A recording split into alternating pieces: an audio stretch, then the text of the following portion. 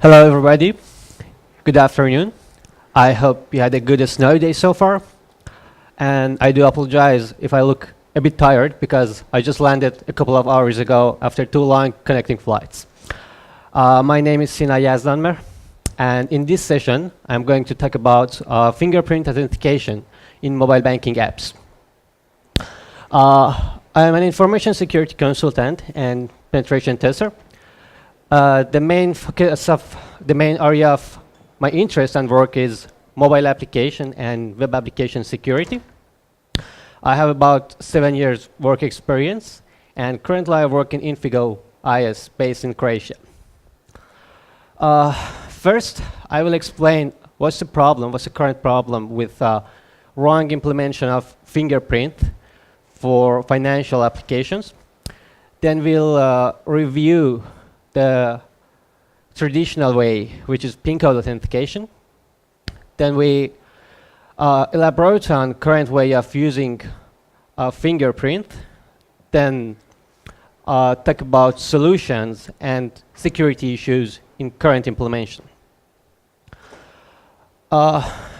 Before I start the main topic, I need to shortly explain how we measure the security of a mobile application. The basic assumption is an attacker has full access to the device, physical access, and all security mechanisms of operation system has been already disabled. That means in that situation, the application, a secure application, must be able to protect its confidential data itself without relying on the operation system, without relying on other third-party security applications.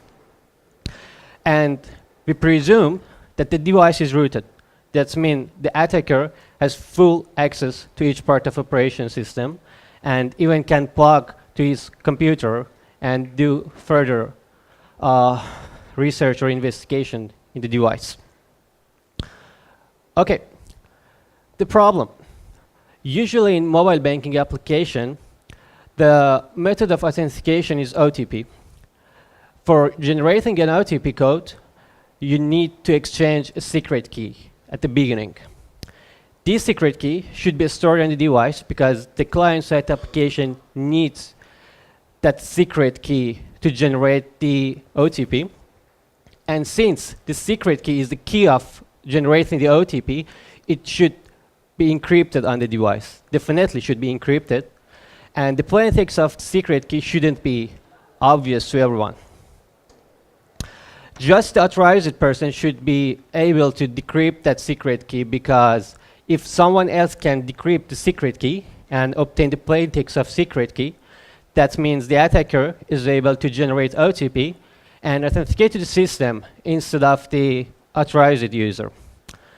Okay, it's normal situation, but if you want to implement different type of authentication, it can be PIN code authentication, other type of biometric authentication, the secret key should be the same. Why? Because when you generate the OTP and send to the server-side application, in the server side, the application must be able to recognize and validate the OTP. If you use different secret key, the server-side application cannot recognize which secret key should be used and how to validate the received OTP. So, different type of authentication need to use the same secret key, and each type of authentication should be decrypt the ciphertext of secret key.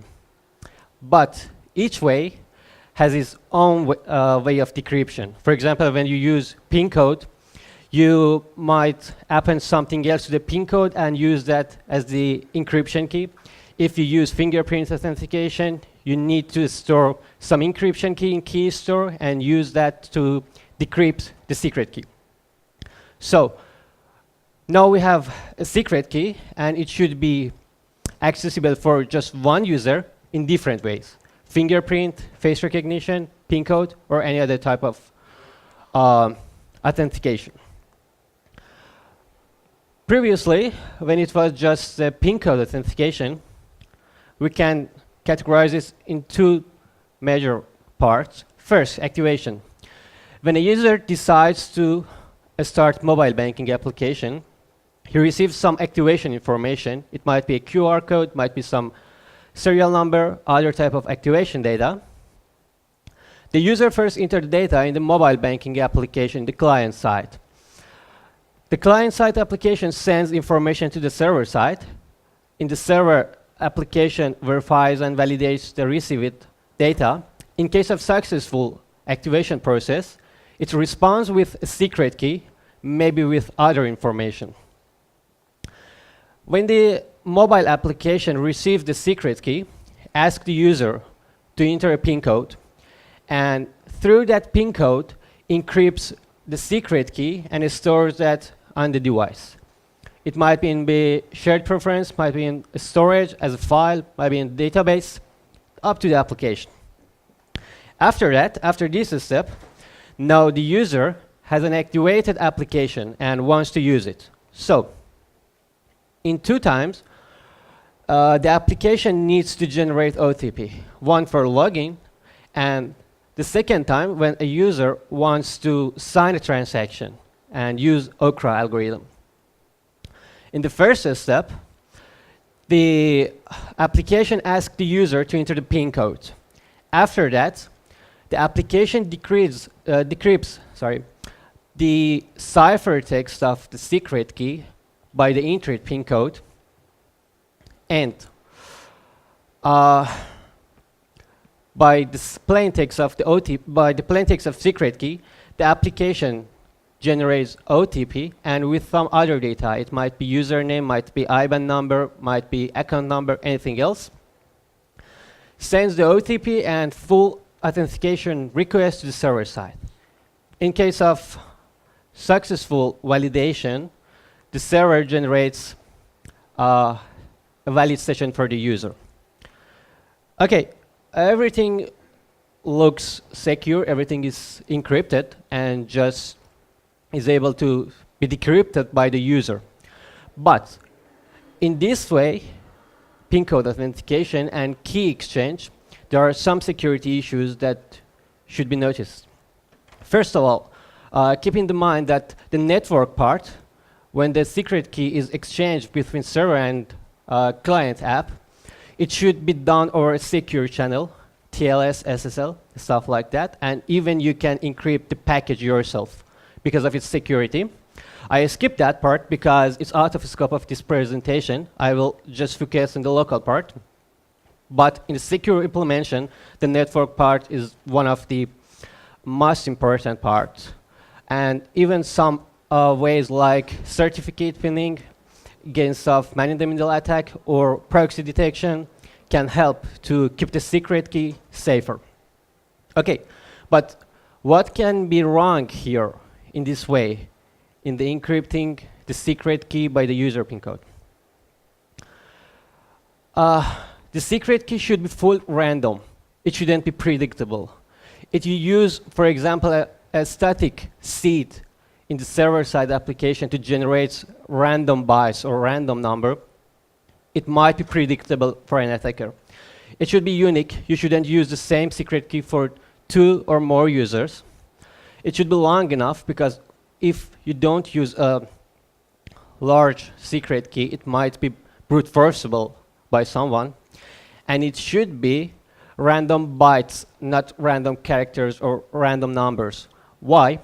Because if you encrypt a sequence of random characters, for example, 20 characters, and manage to brute force locally the ciphertext, with any encryption key, you will receive some garbage bytes. If you know the plaintext is the sequence of characters, it's almost impossible in practice to receive a sequence of characters by a wrong encryption key. So an attacker just needs to brute force locally the ciphertext of secret key. Once he receives a full sequence of characters, that means the used encryption key, which is the PIN code, is the correct PIN code. So just use random bytes, not characters.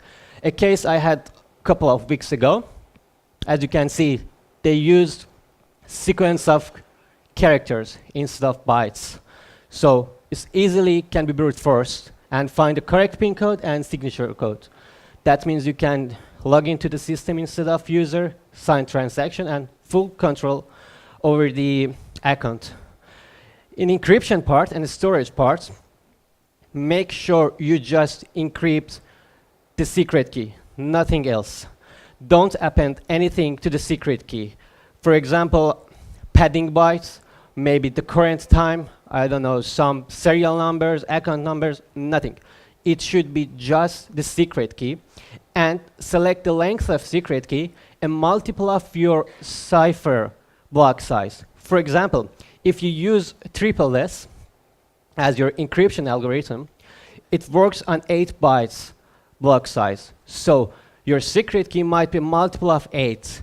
In that case, you don't need any type of padding, because padding bytes in any order, manual padding or automatic padding like PKCS 7 or 5 schemes, will reveal some clue to the attacker in order to brute force and find the correct pin again.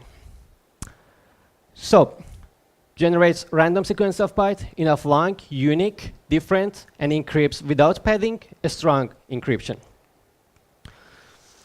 Okay, now let's take a look at the current way that developers usually use fingerprint authentication. The 3 first steps of activation is the same as past. User enters data, sends to the server-side application.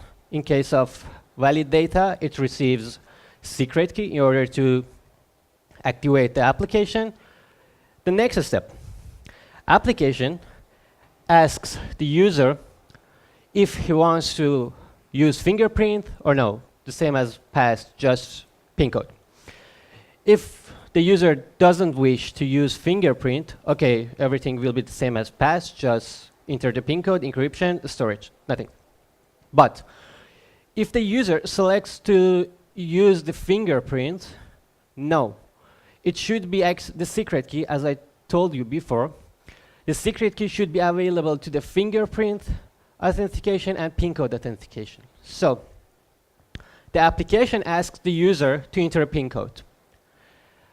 The secret key is encrypted by the PIN code and is stored on the device. In the next step, the application generates a random encryption key. It stores that encryption key into the key store, which is just accessible by the fingerprint authentication. And then, application encrypts the PIN code by generated encryption key and store the ciphertext of PIN code on the device. Now, when user wants to log in or sign a transaction, if user wants to enter the PIN code, okay, everything is the same as past. Application receives the PIN code, tries to decrypt the secret key, and generates OTP and other stuff. But if the authentication is done by the fingerprint, first, application uses the fingerprint API. In case of successful authentication by the fingerprint, the operation system allows the application to access to the key store. Now, application can retrieve the encryption key. By that encryption key, decrypts the ciphertext of PIN code. Now, application has the plain text of PIN code, which is the user PIN code, and can decrypt the ciphertext of secret key. In the last step, application has the plain text of secret key, can generate OTP, and send it to the server. Other steps will be the same as past. But what's the issue here? Why this way is not secure, while everything is encrypted, while just the user can authenticate by fingers and can enter the PIN code. There are some security issues here. First of all, the software-backed key store is available fully to the root user. That means if a device rooted and someone has access to that device, the full key store is accessible for that. But in the hardware-backed key stores, even root user cannot access the whole key store. The data in key store are isolated and just accessible for the owner. But there are millions of old devices which just support the software-backed key store. And a secure application must be able to work securely even on that type of devices. Mobile banking applications are sensitive. Why? Because it's dealing with your money, with your maybe salary, maybe your saving accounts, loans, everything. So it should be really safe and secure. You should be trust that application. And how many people you know that use the same PIN code for everywhere? For credit card, for debit card, for mobile application, for internet application, everywhere. They have just one PIN code. So if an insecure application, like I explained it, gets exploited by an attacker, and the PIN code gets revealed to the attacker might gain the PIN code for everywhere, for online banking, for the victim credit card, for victim debit card, and every other type of applications. There are too many other ways to implement the fingerprint authentication securely beside the PIN code, but those ways require too much change in the application, in the source code, in maybe database, in your infrastructure, and it really takes time, and it might be expensive for banks or developer company to change their code in that way. Of course, when you have two different types of authentication beside together, you can use it better.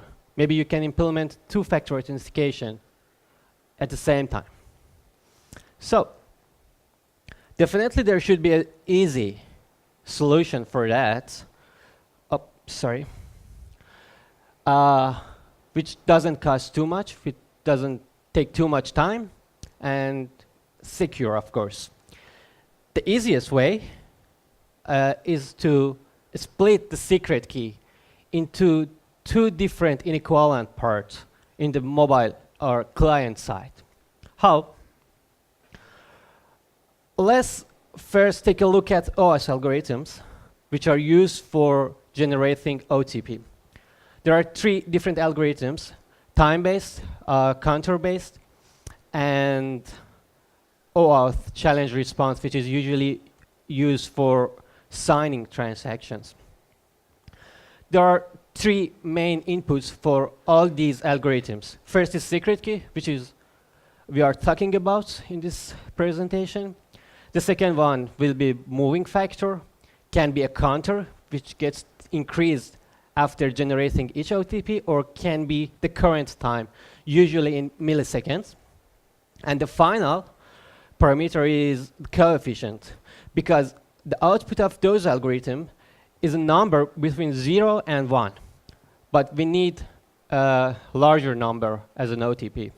So if you use 10,000 as your coefficient, you will get an OTP with length of 4 digits, and so on.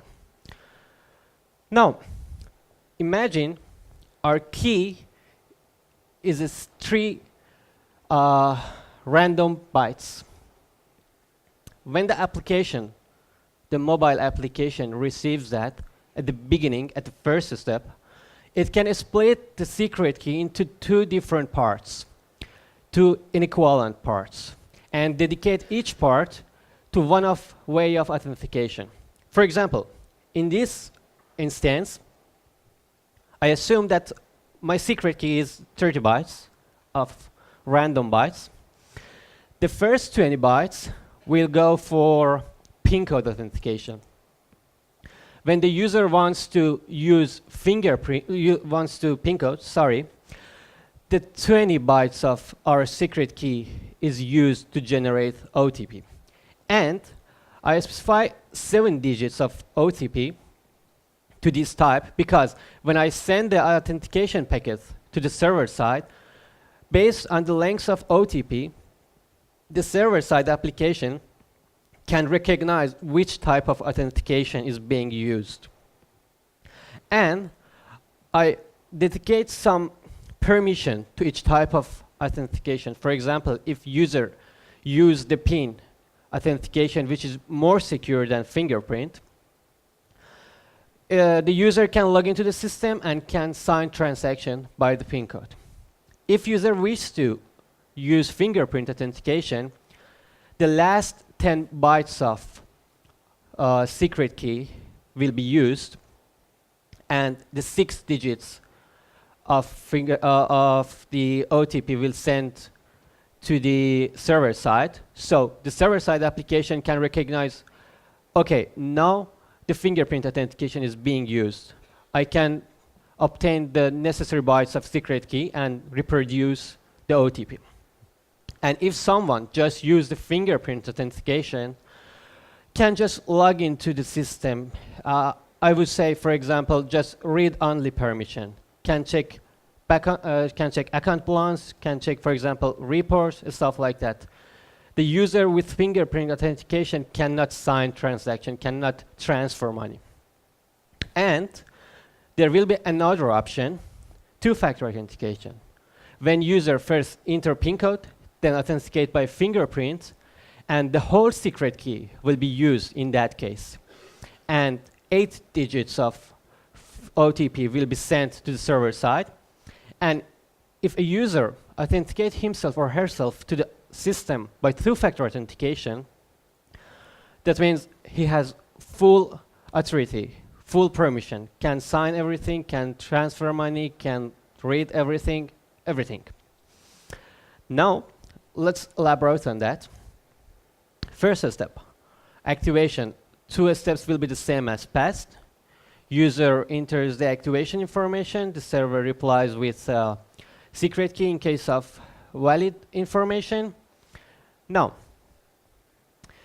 when the secret key is arrived, first, the client-side app splits that into 2 different parts, inequivalent parts.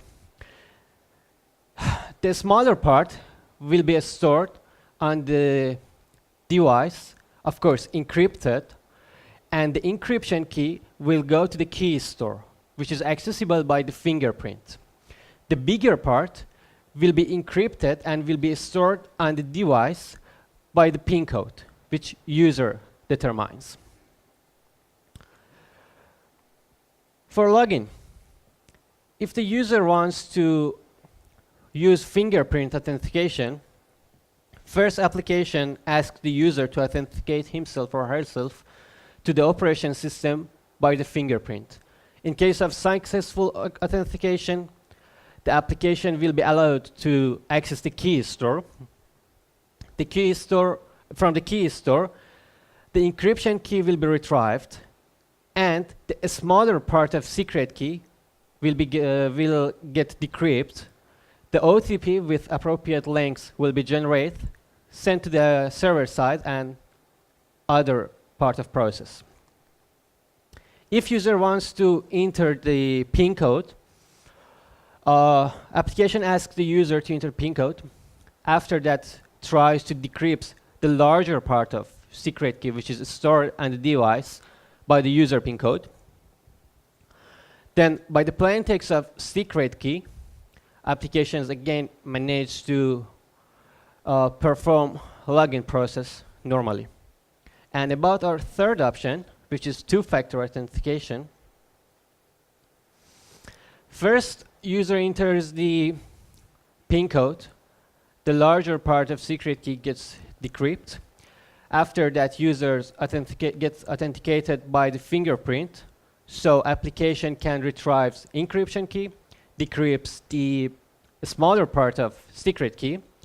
Now, application has 2 parts of secret key, so it can concatenate again and retrieve the whole secret key, which arrives at the beginning. Now, the application will generate OTP again with the appropriate lengths and sends that to the server-side application by other information, by username, by IBAN number, or account number. Okay, let's elaborate on server side and see what changes we need in that side.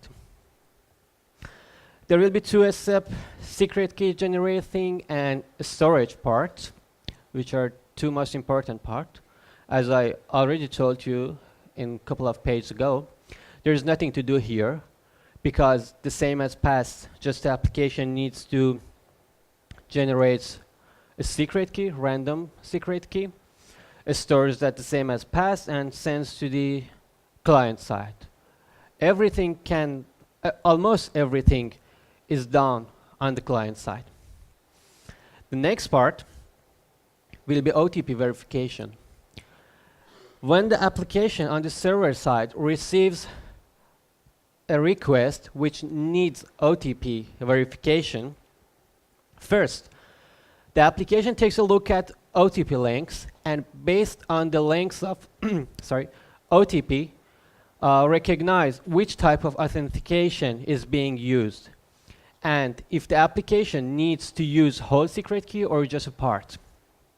After determining the type of authentication, the secret key will be retrieved from database, and application might use whole secret key for two-factor authentication, might use the smaller part or bigger part for each type of authentication. After that, application knows which type of authentication is being used. It has the appropriate part of secret key, so it can reproduce the OTP and verify if the OTP is valid or not. After this part, everything will be the same as past. In case of successful authentication, a new session will be generated for the user. Of course, there are too much devices that doesn't support fingerprint authentication. A user-friendly application must be runnable in each type of device, not just new one. So it should support even old devices.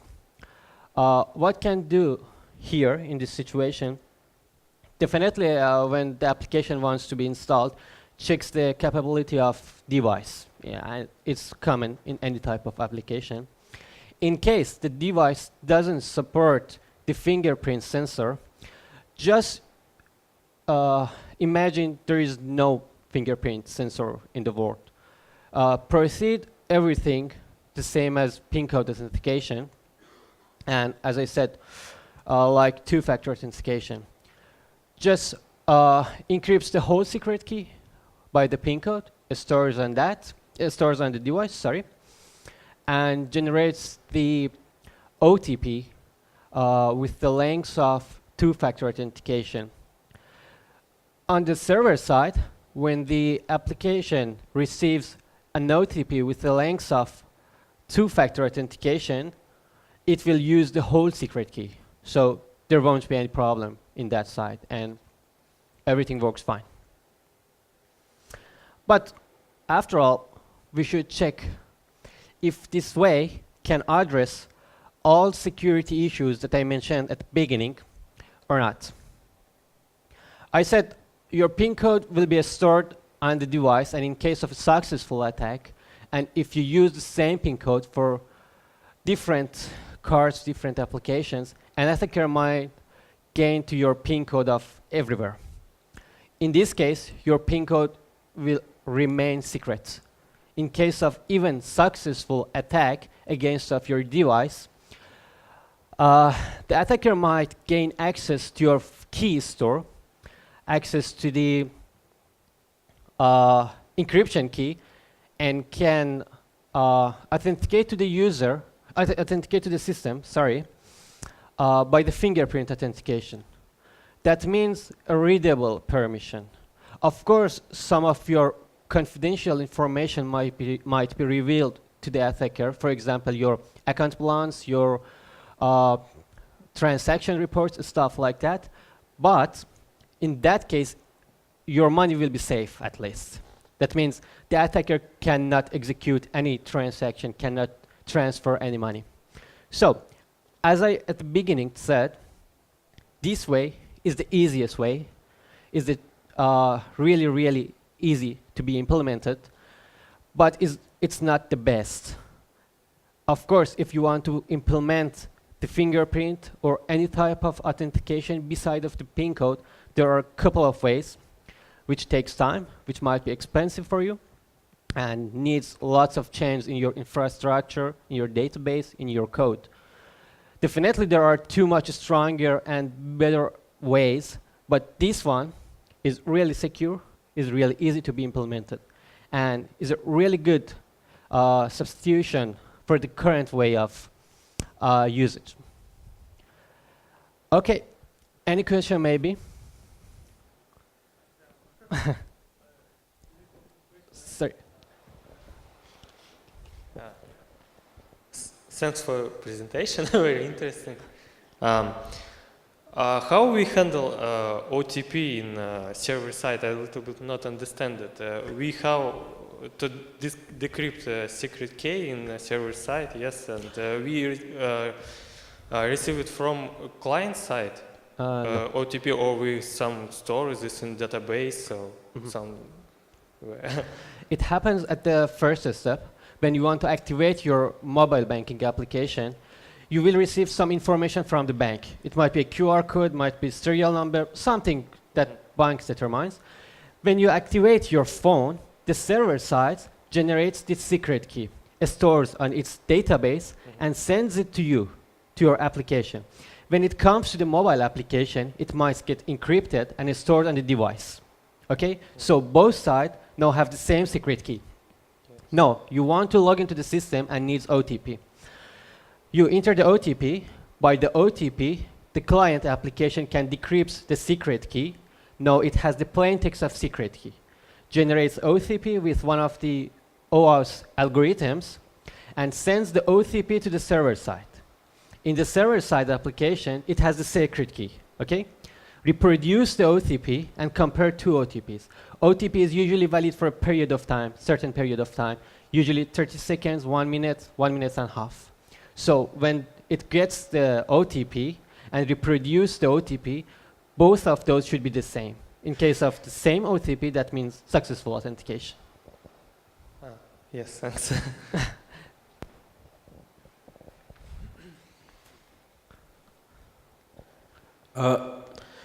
I'm sorry, is there any rules about length of the parts the secret key should be separated?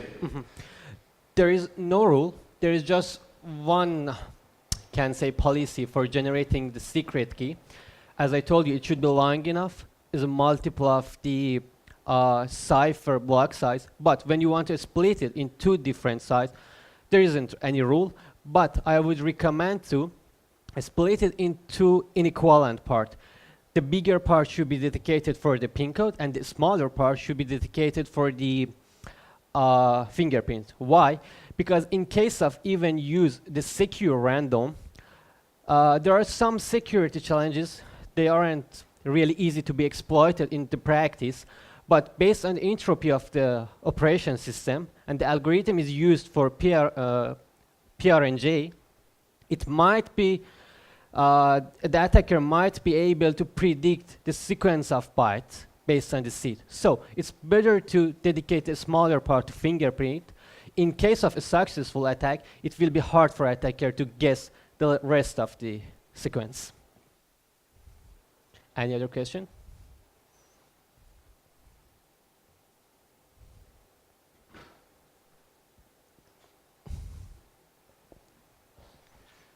Thank you for your presentation. No problem.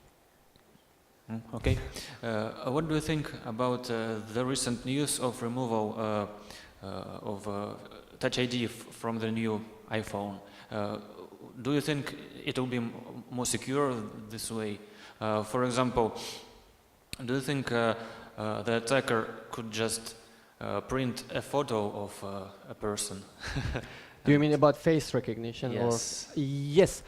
In the previous version of face recognition, that's the attack vector. You can use a picture of owner, and a scanner cannot recognize if that's a picture or a real person. But in new technology, they use 3D sensors. It can recognize if a person is in front of the camera or it's just a picture. Of course, it's new version, so it takes a time to be secure.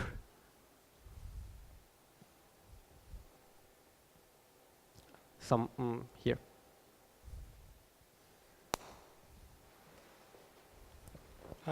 First of all, thank you. Do I understand right that the main point of the system is to make a minimum change in the current system to add fingerprint? Yes. Is it your own idea, or is it?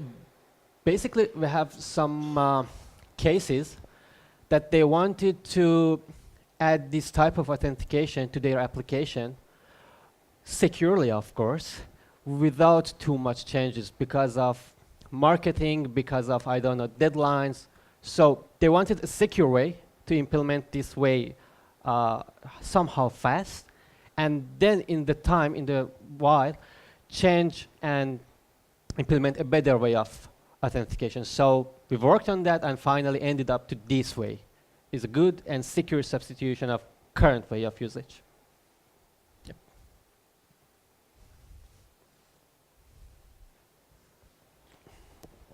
Firstly, thank you.